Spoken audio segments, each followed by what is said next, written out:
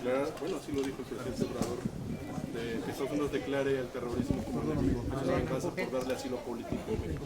Híjole, bueno, yo creo que para un desesperado cualquier hoyo salva vidas, ¿no? Lo que estoy viendo. No, el gobierno de Andrés Manuel López Obrador tiene que asumir su responsabilidad. Primero, estamos en una situación muy delicada. Segundo, es otra vez un problema autogenerado. ¿Por qué digo autogenerado? Porque claramente esta es una respuesta a la falta de combate al crimen organizado por parte del presidente Andrés Manuel López Obrador y su gobierno. Esa percepción de que no se está combatiendo al crimen, que es respaldada por la actitud ante estos operativos que sucedieron en Culiacán particularmente, Sonora, Chihuahua, la caída abrumadora de los decomisos en heroínas, en metanfetamina, en cocaína y en marihuana, y las declaraciones constantes de que ya no es prioridad para el gobierno combatir al crimen organizado, al menos a los altos, personas al mando, creo que es lo que genera esto. Dos, a mí me parece que lo primero que hay que hacer es analizar bien las implicaciones. Quiero que sepan que no en Estados Unidos, en México, las acciones que llevan a cabo muchos grupos del crimen organizado son terrorismo.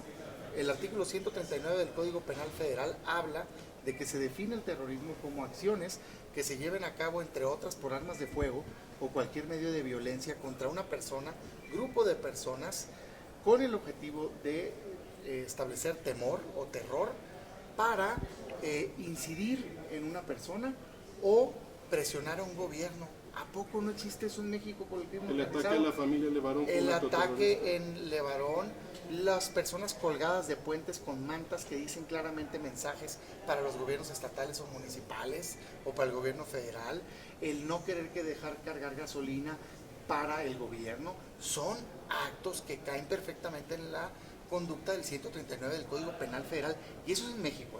No necesariamente entonces, tiene que tener una fundamentación ideológica. Claro que no.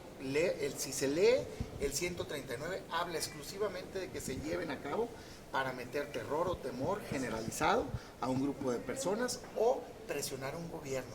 No habla de un motivo político. De hecho, la definición internacional tampoco puede ser motivo social o económico. Entonces, si eso es en México, pues claro que también en Estados Unidos puede ser valorado así. Segundo, si nos vamos al impacto, ¿cuántas muertes ha generado el crimen organizado en México y cuántas muertes ha generado las células terroristas en otros países? Por mucho más lo que se genera de muertes aquí en México. Entonces, digamos, dejemos de alarmarnos por entrar a ese tema y más bien pensemos en qué se tiene que hacer para evitar la implicación. Por último, hay que leer las dos leyes que impactan de Estados Unidos, la ley contra terrorismo y la ley patriota. Yo lo estoy analizando, pero ya terminé de leer la ley contra el terrorismo y no pasa lo que dice que pasa el gobierno. Hay una distinción muy clara entre nombrar a una persona o una célula terrorista y nombrar a un país como un país aliado de terroristas.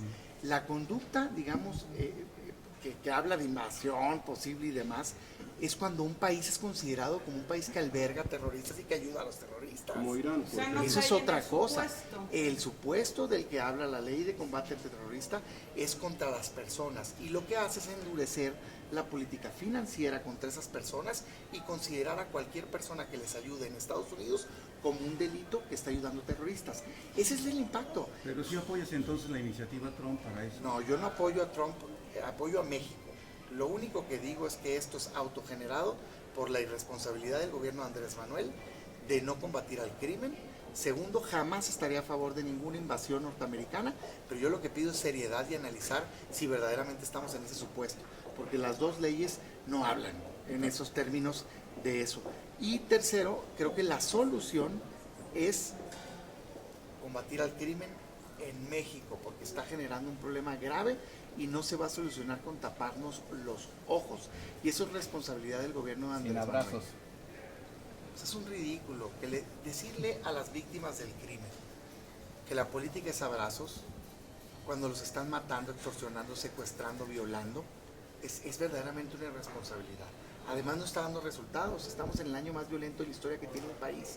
Entonces, ¿yo qué digo? Serenidad, profesionalismo, hay que leer bien las leyes, ver qué implica, pero sobre todo, pues, ¿de qué me están hablando de tener este grado de alarma? Si el 139 del Código Penal Federal califica como terrorismo estas acciones. Pero, o sea, a no, ver, no es un pero- sinsentido.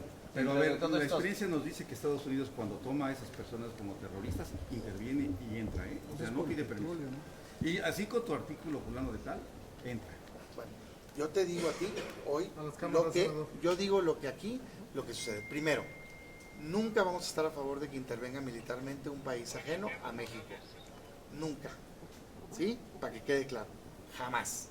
Pero segundo, de que la conducta que llevan a cabo el crimen califica como terrorismo, eso es una respuesta sin duda sí. No solo en Estados Unidos, también en México, y los invito a que lean el artículo 139 del Código Penal Federal. Esa es la verdad. Tercero, tiene que asumir su responsabilidad el gobierno porque es autogenerado, por la percepción que hay de que se bajó las manos y que no se está combatiendo el crimen. Para solucionar lo que hay que hacer, combatir al crimen y entablar un diálogo de respeto. Pero tampoco que nos vengan con un discurso de alarma, ¿no? Que no está justificado, porque no es eso lo que dice la ley antiterrorismo de Estados Unidos. O sea, se descarta cualquier intervencionismo, cualquier acción intervencista. Yo en no este lo veo. momento. Y si sí, que nos digan basado en qué artículo y por supuesto que tienen nuestra solidaridad. Ninguna intervención. Siempre debe ser colaboración, siempre debe ser consenso, pero tampoco que anden, digamos, queriendo echar culpas en un problema autogenerado. Es el mismo problema que pasó con migración y después nos quisieron vender un premio. Ya no va a haber problema.